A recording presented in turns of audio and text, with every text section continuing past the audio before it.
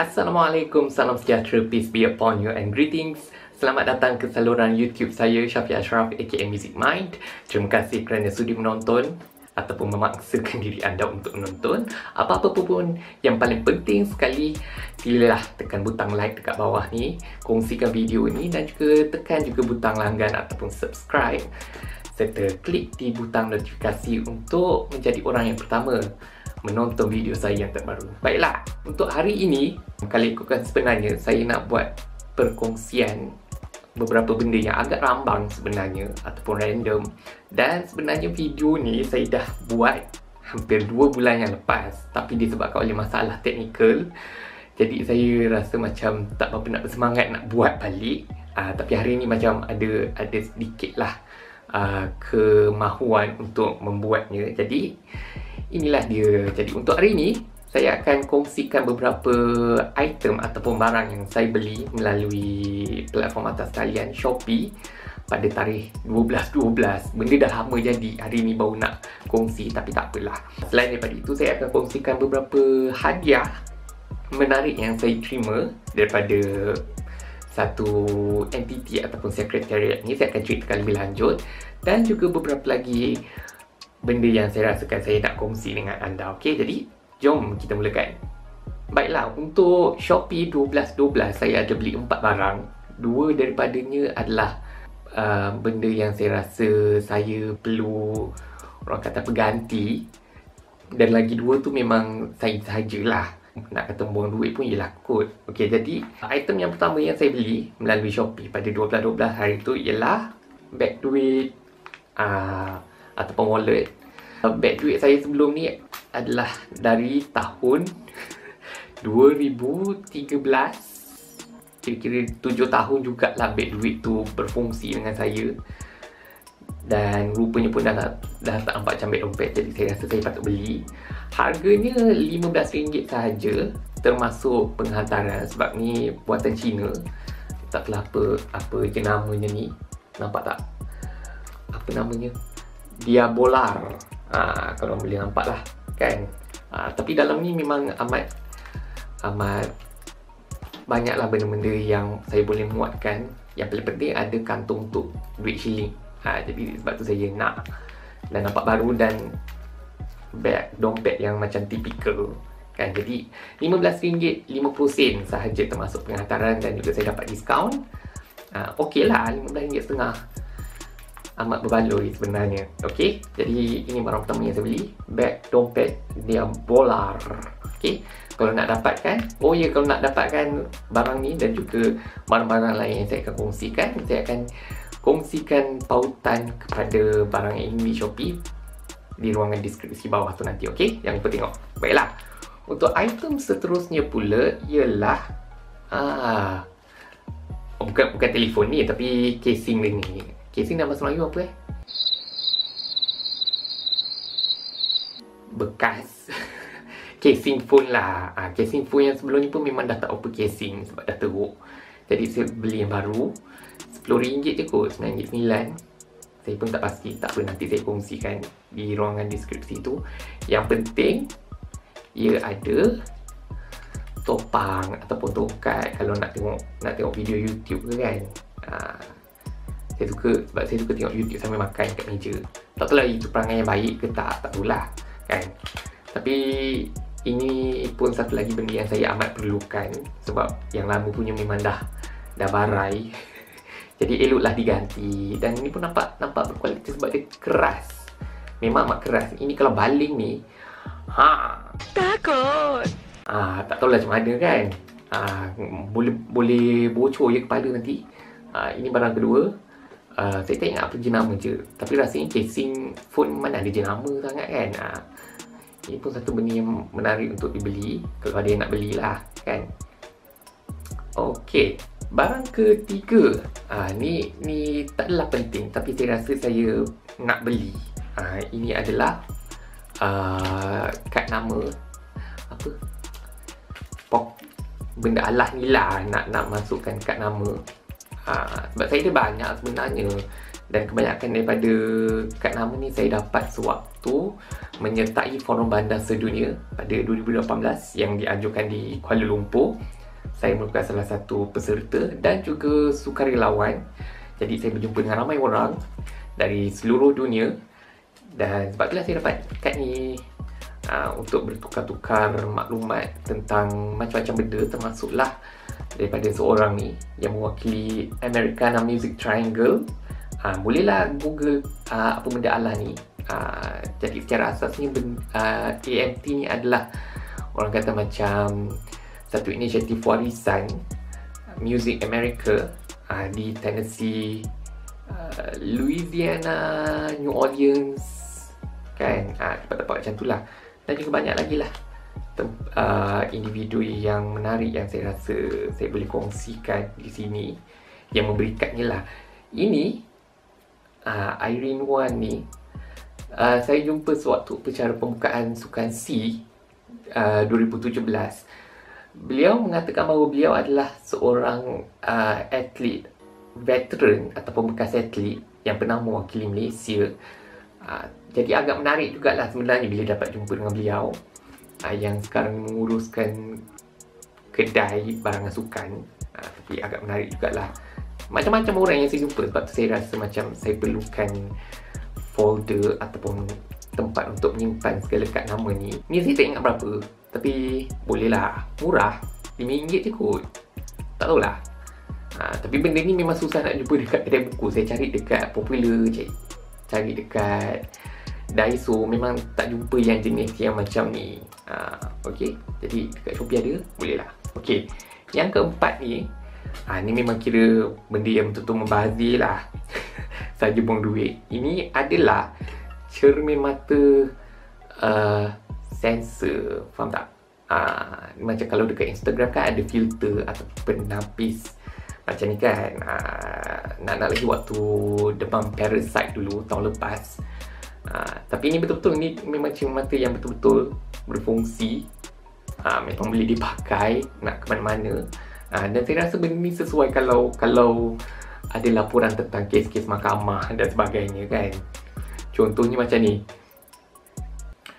Tertuduh didapati bersalah setelah pihak peguam bela gagal mengemukakan keraguan munasabah. Hukuman ditetapkan pada hari ini. Begitulah gambarnya kan. Nampak sangat membuang duit. Benda Allah ni pun tak sampai RM10 rasanya. Dia macam ala-ala Lady Gaga sikit kan.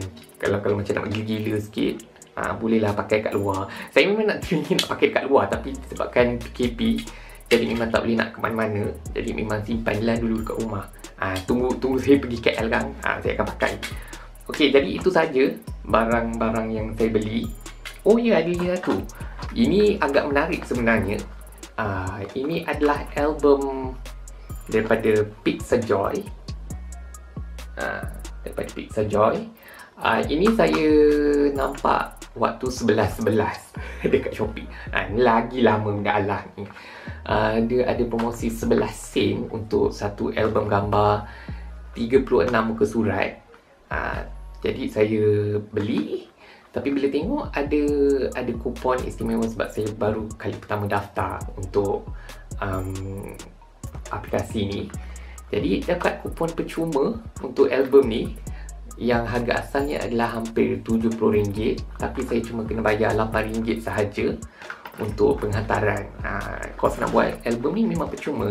Memang cantik lah ia didatangkan dengan bekas macam ni. Dan bila buka-buka, keluarlah album yang anda boleh reka sendiri ataupun custom made. Memang cantik dan kertasnya pun ataupun kertasnya pula memang berkualiti, kertas foto. Kalau kita tengok macam-macam dekat dalam ni. This is me if you want to know. Lain kan muka, tak nampak sama kan? Jauh beza. Jadi memang macam-macam dekat dalam ni. Macam-macam. Tapi memang orang kata apa, memang berkualiti lah. Ia adalah kain cair, jadi memang kalau terkena air pun takkan rosak benda Allah ni. Jadi memang cantik dan memang berkualiti lah. Jadi kalau anda nak beli album gambar ni, anda boleh buat apa jua reka bentuk, warna, reka letak ataupun template mengikut kemahuan anda. Memang cantik lah. Saya amat sarankan dari depan sampai belakang boleh buat sendiri. Pergi saja ke Pixajoy, pixajoy.com.my. Dia berpangkalan di Kedah kalau tak silap. Sebab memang bungkusan datang dari Kedah. Jadi memang amat best lah. Sebab sekarang ni pun zaman digital ni, kita tak banyak menghasilkan album yang bersifat fizikal. Kita tak selalu cetak gambar. Jadi bagi saya ini satu benda yang kita boleh lakukan untuk mengabadikan memori. Lebih lagi yang baru-baru lah. Sebab kita banyak guna kamera digital atau kamera melalui telefon bimbit. Dan tak banyak pun kita yang gambar tersebut yang kita boleh pegang ataupun kita simpan dalam bentuk album. Jadi saya rasa itu satu benda yang amat digalakkan untuk anda lakukan. Sebab yelah, kalau simpan dalam telefon kan ada masa ia akan hilang kan, ataupun memori tak cukup. Macam dekat telefon saya ni selalu sangat berlaku. Amat menyedihkan. Jadi eloklah kita cetak dan jadikannya sebagai album fizikal. Okey, itu sahaja. Jadi itulah barang-barang yang saya dapat. Bukan dapat, beli. Itu barang-barang yang dibeli. Okay, sekarang ni kita nak cerita pasal barang-barang yang saya dapat. Hadiah yang saya dapat daripada, macam saya cakap, satu entiti ataupun sekretariat. Kalau anda boleh nampak kat belakang ni, terkena Ibu Kota Buku Dunia Kuala Lumpur untuk 2020. Kalau ikutkan, ada lagi, secara teknikalnya ada lagi 2 bulan ataupun 10 minggu sebelum peranan tersebut diambil alih oleh Bandaraya Tbilisi. Macam mana eja tu? Tbilisi, Tbilisi. Itu adalah ibu negara Georgia yang terletak di Eropah, memang hampir dengan Azerbaijan dan juga Armenia. Jadi pada 23 April 2021, Tbilisi akan mengambil alih tugas sebagai Ibu Kota Buku Dunia daripada Kuala Lumpur. Kalau ikutkan, sebenarnya saya memang amat menanti-nantikan 2020. Sebab itulah tahun di mana KL menjadi Ibu Kota Buku Dunia. Saya dah memikirkan macam-macam benda untuk dibuat, tapi disebabkan oleh perkara yang sudah terang lagi bersulur, hampir ke semua aktiviti KLWBC terpaksa dijalankan secara dalam talian. Amat menyakitkan hati sebenarnya, terutamanya bagi bibliofil macam saya ni. Tapi tak apalah kan, asalkan ada pengisian yang boleh menjadikan saya sebagai sebahagian daripada keraian ini, tak apalah kan. Jadi antara aktiviti yang dijalankan oleh pihak KLWBC adalah kuis dan juga macam-macam aktiviti interaktif yang dijalankan bukan saja oleh pihak sekretariat, malah banyak pihak termasuk Perpustakaan Negara, Persatuan Pustakawan Malaysia dan juga beberapa lagi agensi yang lain. Jadi untuk aktiviti hari itu, apa yang saya kena buat mendapat hadiah ni? Dah lupa. Dah lupa lah apa yang nak perbuat. Tapi hadiahnya adalah ini bekas saya. Eksklusif sebab katanya menurut Sekretariat KLWBC, benda Allah ni tak dijual. Kalau pergi ke ibu pejabat mereka pun di Jalan Tamsi, tak jauh dari Dataran Merdeka, benda ni tak ada. Sebab ia bukan untuk dijual. Nampak tak betapa eksklusifnya bekas saya ni. Sebab didatangkan dengan logonya World Book Capital 2020. Dan apa yang menariknya ialah bekas saya ni bukan bekas saya yang biasa. Nampak macam biasa, tapi di bawah dia ni ada, orang kata, suction area, suction element lah. Maknanya kalau anda letak di atas apa-apa permukaan, dia tak akan jatuh. Macam mana boleh tak saya letakkan contoh sikit? Nampak? Nampak tak? Kita letak, dia tak akan jatuh. Okey. Dia susah nak jatuh lah. Dia cuma boleh dialihkan jika diangkat secara menegak ataupun vertikal. Bila letak, pak, tak jatuh. Okey, jatuh sikit lah, tapi maknanya berfungsi lah suction elemen ni memang amat berguna. Benda alam ni saya tak pernah pakai lagi sebenarnya, sebab sayang kan nak pakai benda baru pun. Nampak tak?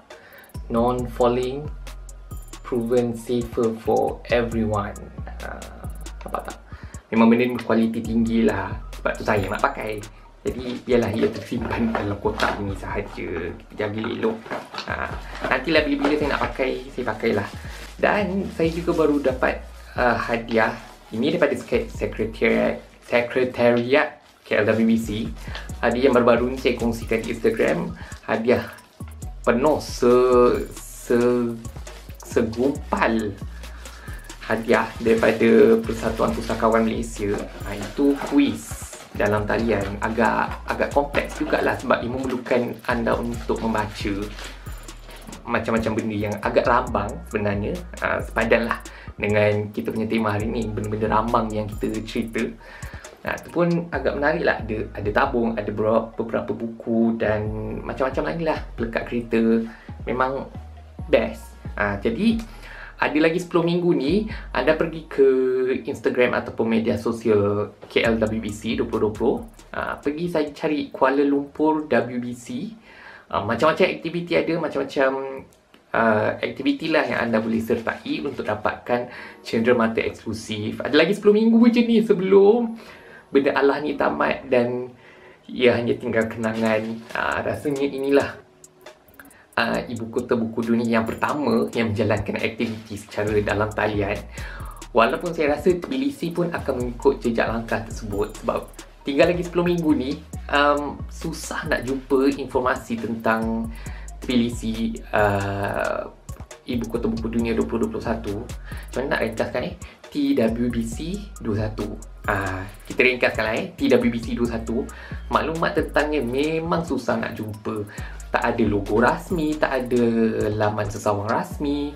Memang agak susah nak jumpa. Saya pun tak tahu kenapa. Mungkin sebab Georgia pun secara amnya masih lagi bergelut dengan apa yang berlaku sekarang ni. Jadi mereka mungkin memfokuskan kepada benda lain yang lebih penting daripada penganjuran ataupun tugas mereka selaku ibu kota buku dunia bagi 2021. Mungkin untuk tahun depan lebih meriah dan kembali kepada normal harapnya. Kalau nak tahu, ibu kota buku dunia 2022 dah pun diketahui baru-baru ni. Jadi dari Kuala Lumpur kita akan ke Tbilisi tahun ni, dan tahun depan ibu kota buku dunia adalah Guadalajara, Mexico. Betul tak? Guadalajara, Mexico. Itulah Guadalajara, Mexico. Untuk 2023 tak tahu lagi, tapi pencalonan dah pun dibuka kepada ibu negara ataupun mana-mana bandar yang berminat. Carilah sini apa benda yang nak dibuat, apa benda yang nak dihantar. Dah lah. Okey. Harapnya untuk tahun-tahun yang akan mendatang, aktiviti ibu kota buku dunia ni kembali meriah lah kan. Ataupun menjelang hujung tahun ni, aktiviti di Tbilisi akan kembali kepada normal, supaya kita dapat merasakanlah kemeriahannya. Memang amat terkilan sebenarnya, bukan saya seorang, saya rasa ramai lagi, terutama penggiat industri buku di luar sana yang amat terkilan dengan situasi yang berlaku, sehingga kan benda Allah ni terpaksa dijalankan secara maya ataupun virtual. Pesta buku antarabangsa KL tahun lepas secara dalam talian melalui Shopee, dan tahun ni pun baru-baru ni dimaklumkan dan disahkan juga dalam talian dari hujung Mac hingga awal April. Saya tak pasti. Secara dalam talian memang tak ada sebarang reruai yang banyak di PWTC. Jadi memang terkilan rasanya, sebab memang boleh dikatakan hampir 100% aktiviti KLWBC ni secara virtual, tak ada sebarang aktiviti fizikal. Memang amat menyedihkan. Saya dah menantikan festival KLWBC yang sepatutnya membuka acara pada tahun lepas, pada April. Ada larian, macam-macam aktiviti kan, menantikan kehadiran warga dunia ke Kuala Lumpur. Tapi tak boleh nak buat apa, nak buat macam mana kan.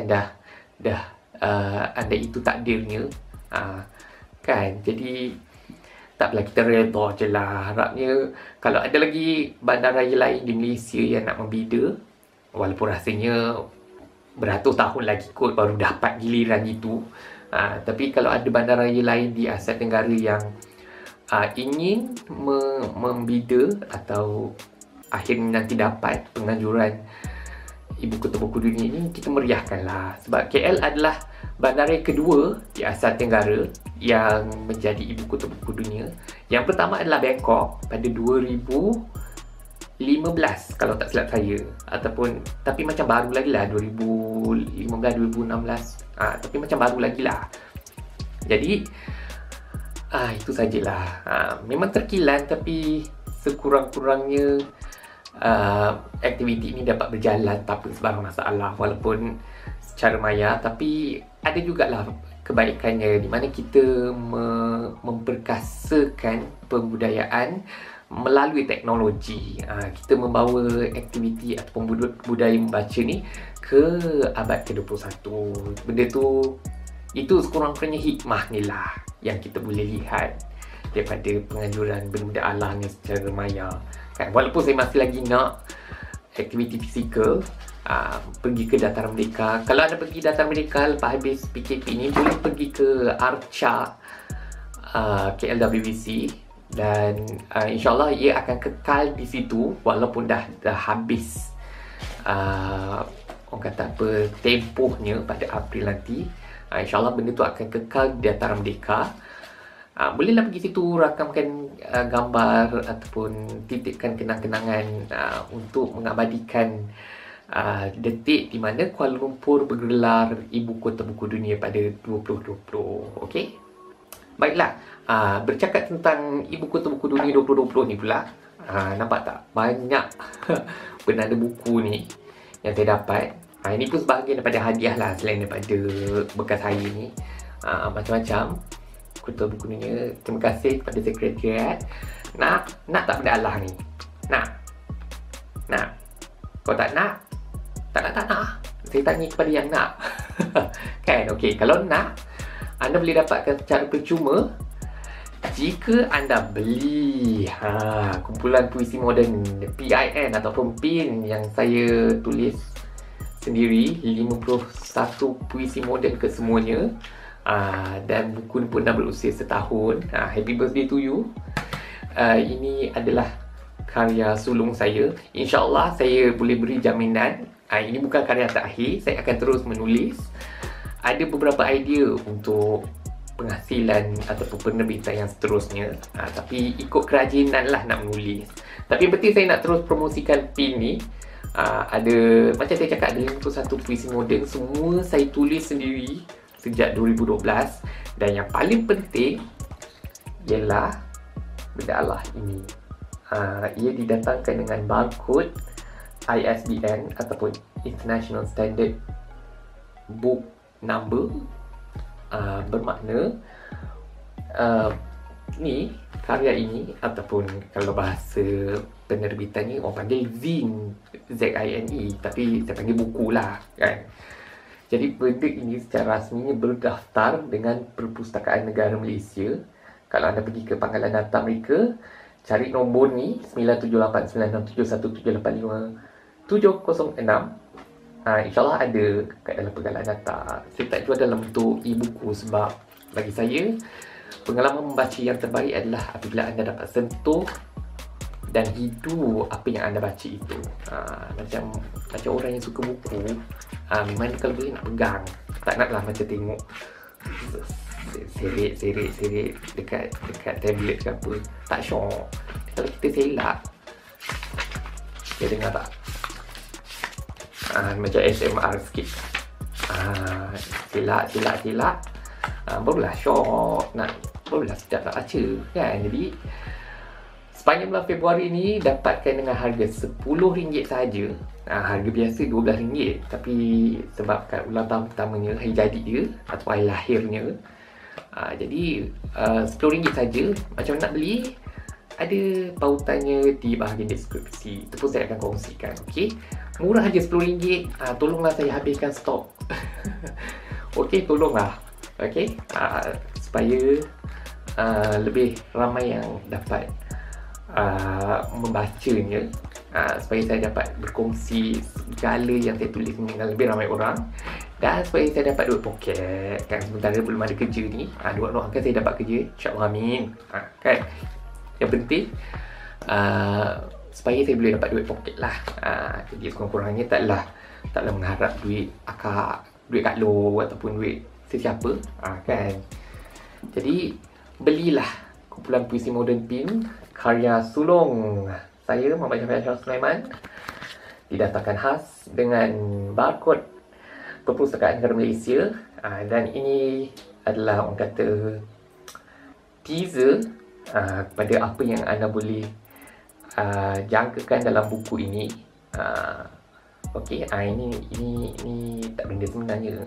Okey, jadi dapatkan, okey, tolong dapatkan, tolong beli, okey. Sokonglah industri penerbitan bebas. Please support our independent publishing industry kan kononnya. Okey, jadi dapatkan. Okey, rasanya tu sajalah kot perkongsian saya untuk hari ini. Saya tak tahu lagi apa benda yang nak dikongsikan, tapi insyaAllah lagi 2-3 minggu saya akan bervlog lagi, sebab ada benda yang saya nak kongsikan. Tapi kena tunggu tarikh yang sesuai lah, tarikh yang tepat untuk berkongsi benda tu dengan anda. Rasanya belum masa ni lagi. Kena tunggu tarikh yang signifikan. Jadi apa lagi yang nak dikongsikan, saya pun tak tahu kan. Tengoklah benda-benda dekat belakang ni. Jadi itu sajalah perkongsian saya untuk kali ini. Terima kasih banyak-banyak kerana sudi menonton, sampai habis kan, sebab saya rasa saya pun tak tahu apa benda yang saya bebelkan ni. Tapi terima kasih banyak-banyak kerana menonton. Sudi-sudikan memberi komentar yang murni dan menarik di bahagian bawah ni, dan jangan lupa seperti biasa tekan butang like dan juga subscribe atau langgan dekat bawah ni, supaya anda dapat pemberitahuan ataupun kemas kini mengenai video-video saya yang terbaru pada masa akan datang. Okey, jadi terima kasih sekali lagi. Thank you so much for watching. Abah Umi, Kak Long Syakir Syahira, I love you. Muah. Kita jumpa lagi pada vlog yang akan datang. Assalamualaikum. Peace be upon you. Peace is what we need right now.